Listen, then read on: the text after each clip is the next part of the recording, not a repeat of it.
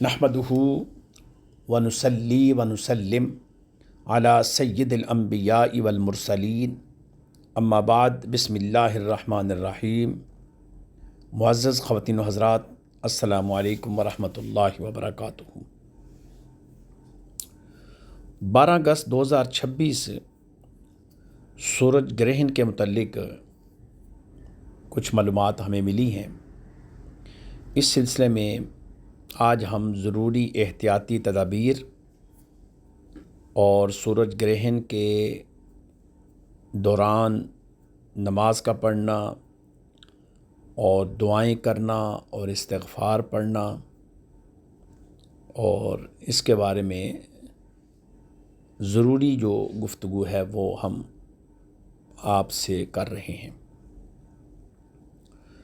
12 अगस्त 2026 को सूरज ग्रहण वाक़या होने वाला है। सूरज और चाँद का ग्रहण अल्लाह करीम की कुदरत की अजीम निशानियों में से एक निशानी है। इस्लाम ने ग्रहण के बारे में पाए जाने वाले वहम, तोहम परस्ती और बदशगुनी की वाज़े तरदीद की है। रसूल करीम सल्लल्लाहु अलैहि वसल्लम के ज़माने मुबारक में आपके साहबजादे हज़रत इब्राहीम अलैहिस्सलाम के विसाल के मौके पर सूरज ग्रहण हुआ तो बाज़ लोगों ने उसे हज़रत इब्राहीम अलैहिस्सलाम की वफ़ात से मंसूब किया। इस मौके पर रसूल करीम सल्लल्लाहु अलैहि वसल्लम ने फरमाया, बेशक सूरज और चाँद अल्लाह करीम की निशानियों में से दो निशानियाँ हैं। उन्हें किसी की मौत या ज़िंदगी की वजह से ग्रहण नहीं लगता। जब तुम ग्रहण देखो तो अल्लाह करीम को याद करो, नमाज पढ़ो, इस्तिग़फ़ार करो और दुआएं करो। सूरज ग्रहण के वक़्त नमाज कसूफ़ अदा करना रसूल करीम सल्लल्लाहु अलैहि वसल्लम की सुन्नत मुबारका है। इस मौके पर नमाज, दुआ, ज़िक्र, तलावत कुरान करीम, सदका और इस्तिग़फ़ार का एहतमाम बाहर सूरत करना चाहिए। अहदीस मुबारका में नमाज कसूफ़ की ख़ास कैफ़ियत भी बयान हुई है, जिसमें 2 रकत नमाज नफल पढ़ेंगे और इज्तिमाई पढ़ेंगे। तवील क़याम किया गया, क़रात और रुकू और सजूद भी तवील किए गए। लिहाजा अगर किसी शख्स को ये महसूस हो या पता चले या वो देखे कि सूरज ग्रहण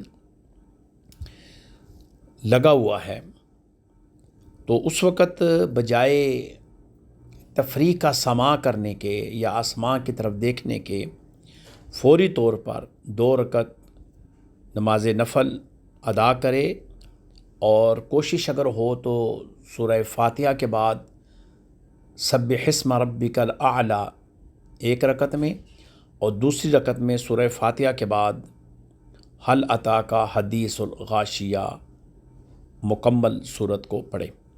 अगर ये 2 सूरतें उसको नहीं आती तो पहली रकत सूरह फ़ातिहा के बाद 7 मरतबा सूरतुल कौसर को पढ़े और दूसरी रकत सूरह फ़ातिहा के बाद 7 यानी 7 मरतबा सूरतुल इखलास की तलावत करें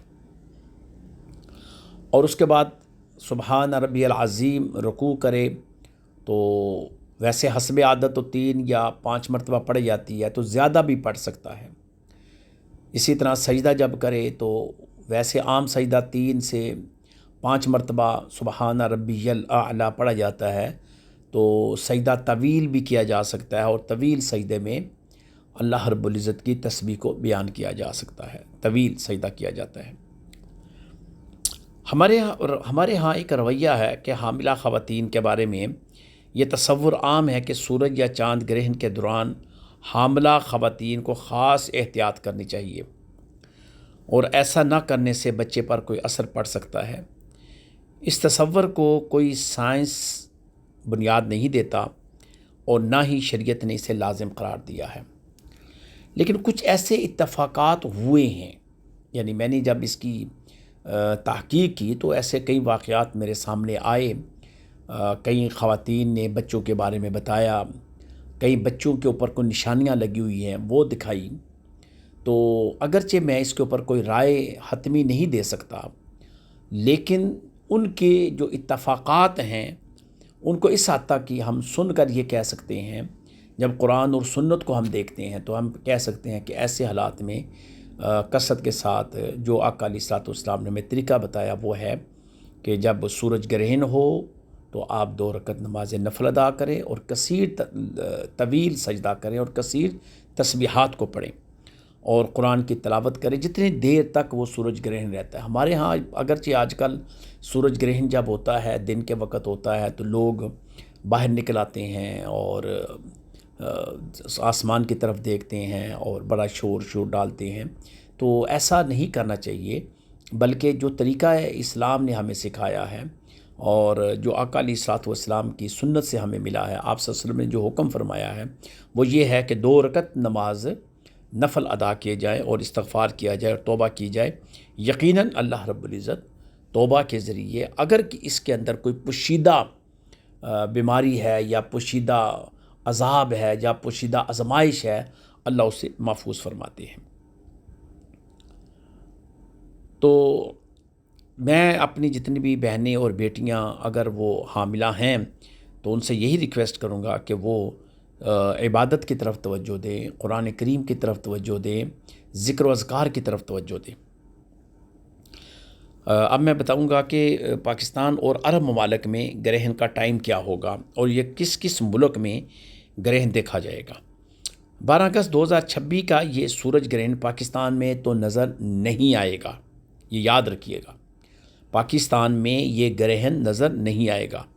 اسی طرح سعودی عرب، متحدہ عرب امارات اور بیشتر عرب ممالک میں بھی یہ گرہن نظر نہیں آئے گا۔ البتہ دنیا کے بعض علاقوں یعنی خصوصاً اسپین، آئس لینڈ اور گرین لینڈ کے بعض حصوں میں مکمل سورج گرہن دیکھا جائے گا۔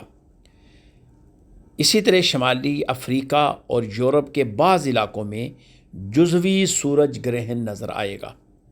لہٰذا جہاں جہاں گرہن نظر آئے وہاں مسلمان اس موقع پر نماز کسوف، دعا، ذکر، تلاوت قرآن کریم اور استغفار کا اہتمام کریں۔ سورج گرہن کسی انسان کی پیدائش، موت، خوشبختی یا بدبختی کی علامت نہیں، یہ اللہ کریم کی قدرت کی ایک نشانی ہے۔ ایسے موقع پر ہمیں کائنات کے خالق کی عظمت یاد کرنی چاہیے اور اس کا ذکر کرنا چاہیے اور اپنے رب کی طرف رجوع کرنے کا موقع فراہم کرنا چاہیے۔ آئیے گرہن کے موقع پر توہمات اور خوف کی بجائے نماز، دعا، تلاوت قرآن کریم، ذکر اور استغفار کو اپنا شعار بنائیں۔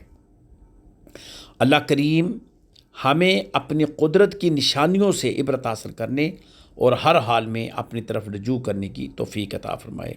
آمین ثم آمین الہی آمین۔ وآخر دعوانا ان الحمد للہ رب العالمین۔ السلام علیکم ورحمۃ اللہ وبرکاتہ۔